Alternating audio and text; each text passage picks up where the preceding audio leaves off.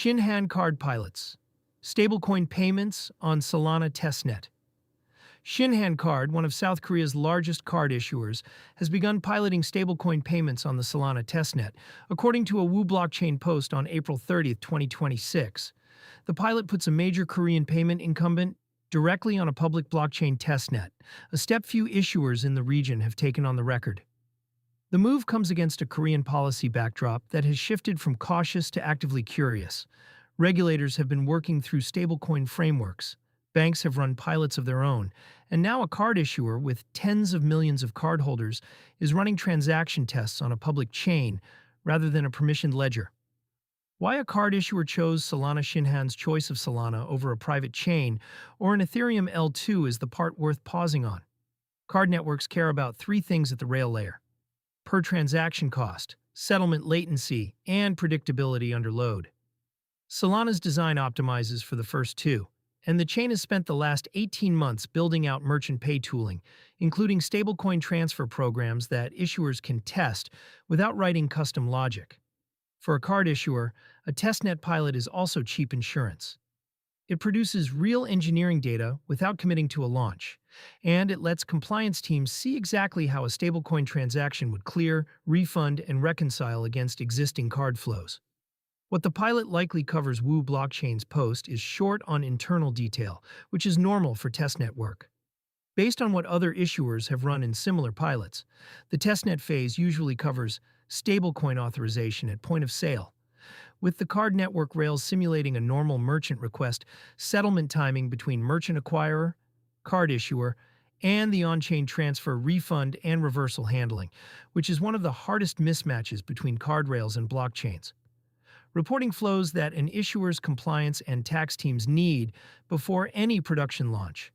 If Shinhan moves from testnet to mainnet, the next public milestone would typically be a small merchant cohort or a closed cardholder beta, not a full retail rollout. Korea's stablecoin direction. Korea has been working through its own stablecoin questions in parallel. Ripple recently partnered with K-Bank to bring institutional custody onshore, a step that signals appetite from Korean banks to handle digital asset infrastructure rather than cede it to offshore counterparties. Shinhan's pilot fits that pattern.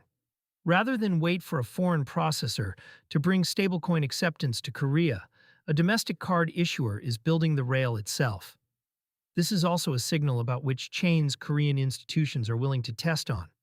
Solana, sitting at 83.34 as of April 30th, 2026, down 1.8% in 24 hours per coin market cap, is no longer a fringe option for institutional integrations. The chain has become a default candidate for payment pilots whenever throughput and cost matter more than the mature tooling of Ethereum mainnet. What it means for cardholders. For now, nothing changes at the wallet or checkout layer. A testnet pilot does not affect any live Shinhan Card product, and Korean cardholders are not going to see a pay with stablecoin toggle this week.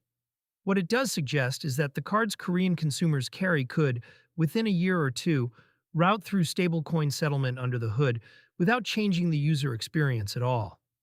That is the quieter and more interesting version of stablecoin payments. Not a parallel crypto card category, but stablecoins becoming a settlement layer that sits behind cards people already use.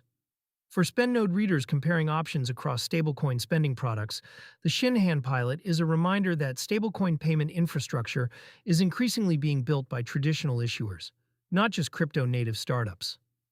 The competitive map is widening. What to watch next? Three signals will tell us whether this pilot becomes a real product. A move from Solana Testnet to mainnet, with named merchant partners rather than internal test stores. Confirmation of which stablecoin Shinhan settles in. Korean one-pegged stablecoins are a possibility, but USD stablecoins remain the easier integration today. Regulatory sign-off from Korean financial authorities. A bank-affiliated card issuer cannot quietly route real payments through a public blockchain without explicit clearance. If those three line up, South Korea becomes one of the first major economies where a top-tier card issuer settles consumer payments through a public stablecoin rail.